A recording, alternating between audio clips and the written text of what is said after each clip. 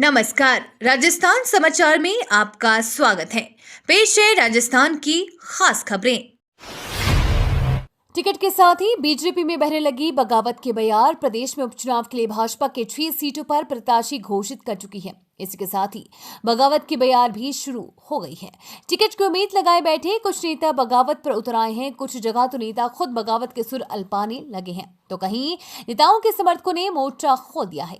अब भाजपा नेतृत्व के सामने मुश्किल ये है कि इस बगावत का कैसे डैमेज कंट्रोल करेगी। प्रदेश में 13 नवंबर को विधानसभा की 7 सीटों पर उपचुनाव होगा। बीजेपी ने 7 में से 6 सीटों पर प्रत्याशी घोषित कर बाजी मार ली है, लेकिन पार्टी में बगावत के सुर भी उठने लगे हैं। 6 में से 2 सीटों पर भाजपा ने पार्टी से बगावत का चुनाव लड़ने वालों पर ही भरोसा जताया है। डोटासरा के आरोपों पर बीजेपी का पलटवार। मंत्री जोगाराम बोले कांग्रेस बेल की तरह। संसदीय कार्य मंत्री जोगाराम पटेल ने प्रदेश कांग्रेस अध्यक्ष गोविंद सिंह डोटासरा के आरोपों पर पलटवार किया है। पटेल ने कांग्रेस पर हमला बोलते हुए कहा है कि कांग्रेस बेल की तरह हो गई है, जो स्वयं के सहारे खड़ी नहीं हो सकती है। कांग्रेस परजीवी है, जो दूसरे के सहारे जिंदा है। वहीं पटेल ने कहा कि कांग्रेस कुछ भी बोले, राजस्थान के विकास के लिए मुख्यमंत्री के विदेश दौरे जारी रहेंगे। कांग्रेस प्रदेश अध्यक्ष गोविंद सिंह डोटासरा ने मुख्यमंत्री भजनलाल शर्मा के विदेश दौरों सहित ट्रांसफर में भ्रष्टाचार तथा 10 महीने में भजनलाल सरकार पर लगाए राजस्थान का बेड़ा गर्क करने के आरोप लगाए हैं। मान गए फूट फूट कर रोने वाले बीजेपी नेता नरेंद्र मीणा। राजस्थान में उपचुनाव की गहमा गहमी के बीच एक बड़ी खबर सामने आई है। सिरमौर विधानसभा से टिकट न मिलने से नाराज चल रहे भाजपा नेता नरेंद्र मीणा ने सोमवार को मुख्यमंत्री भजनलाल शर्मा से मुलाकात की। बताया जा रहा है कि मुख्यमंत्री भजनलाल शर्मा ने नरेंद्र मीणा को मना लिया है। बता दें, भाजपा नेता नरेंद्र मीणा की मान मनोबल के लिए जयपुर से स्पेशल चार्टर प्लेन सिरमौर भेजा गया था, जिसमें वे अन्य भाजपा नेताओं के साथ जयपुर पहुंचे थे। दरअसल नरेंद्र मीणा कल विधायक श्रीचंद कृपलानी और उदय लाल डांगे के साथ सीएमआर पहुंचे, जहां उन्होंने मुख्यमंत्री भजनलाल शर्मा से मुलाकात की। इसके बाद जानकारी सामने आई है कि नरेंद्र मीणा को सीएम भजनलाल ने मना लिया है। राजस्थान उपचुनाव मेरा रिकॉर्ड खराब मत कर देना, अशोक चांद्रा ने कहा। राजस्थान में विधानसभा उपचुनाव को लेकर सभी राजनीतिक दल अपनी तैयारियों को धार देने में जुटे हुए हैं। भाजपा ने 7 विधानसभा सीटों में से 6 सीटों पर प्रत्याशियों का ऐलान कर दिया है। वहीं कांग्रेस की लिस्ट का इंतजार हो रहा है। इसके अलावा बीएपी ने भी 2 सीटों पर उम्मीदवारों का नाम तय कर दिया है। इसी कड़ी में आज कांग्रेस विधायक अशोक चांद्रा पार्टी के कार्यकर्ताओं की बैठक लेने सिरमौर पहुंचे थे। वहां उन्होंने भाजपा पर जमकर निशाना साधा। कार्यकर्ताओं की बैठक के दौरान अशोक चांद्रा ने कहा कि ऊपर वाले के आशीर्वाद से मैंने 12 इलेक्शन लड़े और लड़वाए हैं। पंजाब, गुजरात और राजस्थान में मिलाकर 12 बीजेपी को हरा है। मेरा रिकॉर्ड मत खराब कर देना, मुझे पार्टी ने भेज दिया है। ये संदेश देने का मौका है। राजस्थान को सरकार जब से आई है, कभी तो बिजली के बिल बढ़ा रही है, तो कभी ट्रांसफर कर रही है। एसआई भर्ती रद्द करने की मांग। शहीद स्मारक पर चल रहे धरने में हुई जूतम पेजवार। राजस्थान में एसआई भर्ती परीक्षा को रद्द करने की मांग को लेकर कई दिनों से जयपुर के शहीद स्मारक पर धरने प्रदर्शन पर चल रहे हैं। इस मुद्दे को लेकर राजस्थान में दोनों पक्ष सक्रिय हैं। एक पक्ष का कहना है कि एसआई भर्ती परीक्षा रद्द नहीं होनी चाहिए, वहीं दूसरे पक्ष का कहना है कि एसआई भर्ती रद्द होना चाहिए। इसको लेकर हाल ही में कई विरोध प्रदर्शन भी देखने को मिले हैं। इसके अलावा दोनों पक्ष के लोगों ने मंत्री किरोड़ी लाल मीणा से भी मुलाकात की है। वहीं आरपीए में ट्रेनिंग ले रहे थानेदारों के परिजनों ने भी अपना पक्ष किरोड़ी लाल मीणा के सामने रखा है। 3 सीटों पर निर्दलीय उतरेंगे बीजेपी की बागी। भाजपा की बड़ी मुसीबतें। राजस्थान में उपचुनाव को लेकर भाजपा ने 7 विधानसभा सीटों में से 6 सीटों पर उम्मीदवारों का ऐलान कर दिया है, जिसके बाद जगह जगह विरोध के सुर उठने लगे हैं। हालांकि भाजपा कमान बागियों के डैमेज कंट्रोल में जुटा हुआ है।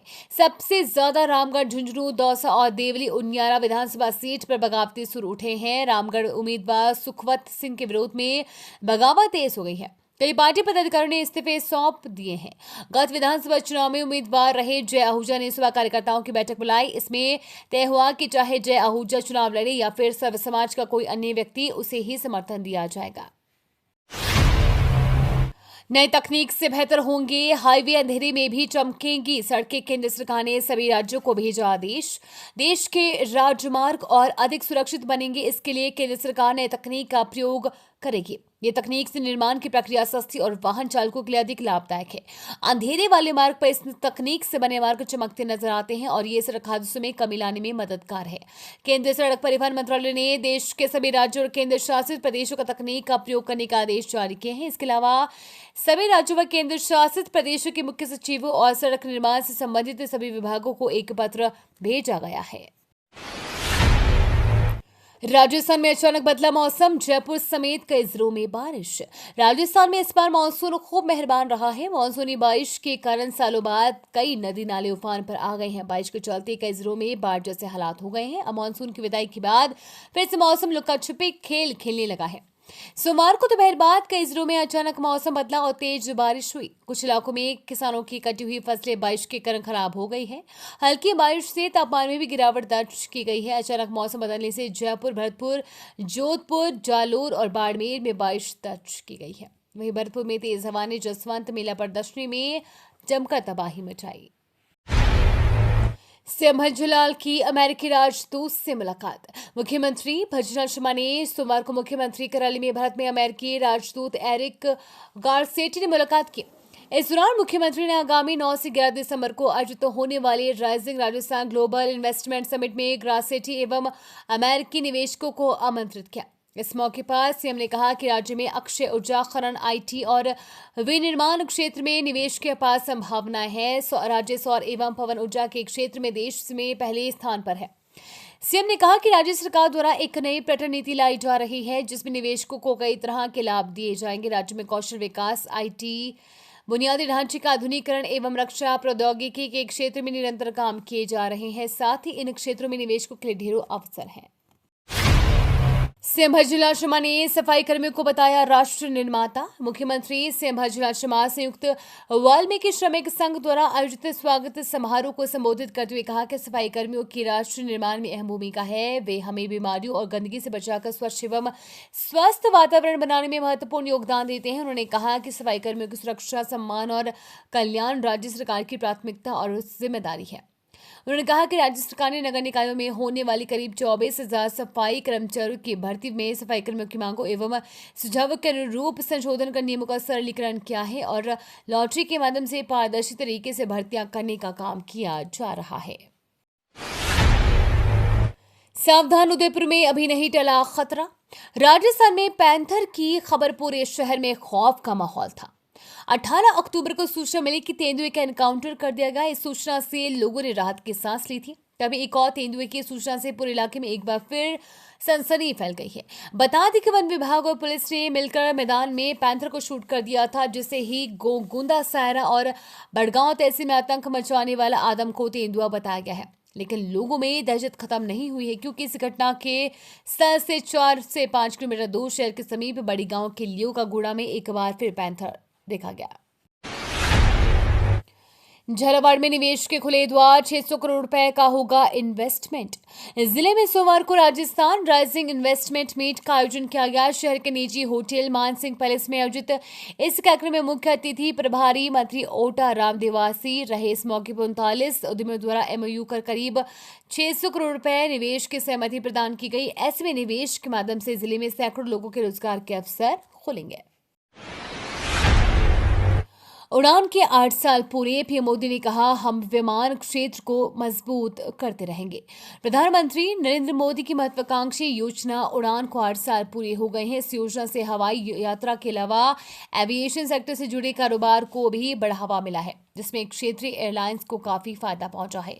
इस अवसर पर प्रधानमंत्री नरेंद्र मोदी ने सोशल मीडिया प्लेटफॉर्म एक्स पर एक पोस्ट में कहा, आज हम उड़ान योजना के 8 वर्ष पूरे होने का जश्न मना रहे हैं। ये एक ऐसी पहल है जिसने भारत के विमानन क्षेत्र को बदल दिया है। भारत चीन के बीच बड़ा समझौता, एलएसी से पीछे हटेंगी दोनों देशों की सेना।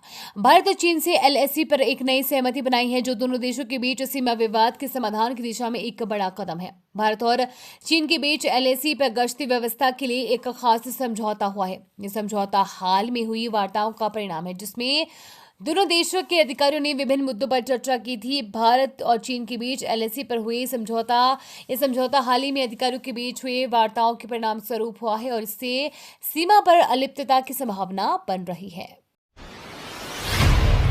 उड़ान के 8 साल पूरे, पीएम मोदी ने कहा हम एविएशन सेक्टर को मजबूत करते रहेंगे। प्रधानमंत्री नरेंद्र मोदी की महत्वाकांक्षी योजना उड़ान को 8 साल पूरे हो गए हैं। इस योजना से हवाई यात्रा के अलावा एविएशन सेक्टर से जुड़े कारोबार को भी बढ़ावा मिला है, जिसमें क्षेत्रीय एयरलाइंस को काफी फायदा पहुंचा है। इस अवसर पर प्रधानमंत्री नरेंद्र मोदी ने सोशल मीडिया प्लेटफॉर्म एक्स पर एक पोस्ट में कहा, आज हम उड़ान योजना के 8 वर्ष पूरे होने का जश्न मना रहे हैं। यह ऐसी पहल है जिसने भारत के विमानन क्षेत्र को बदल दिया है।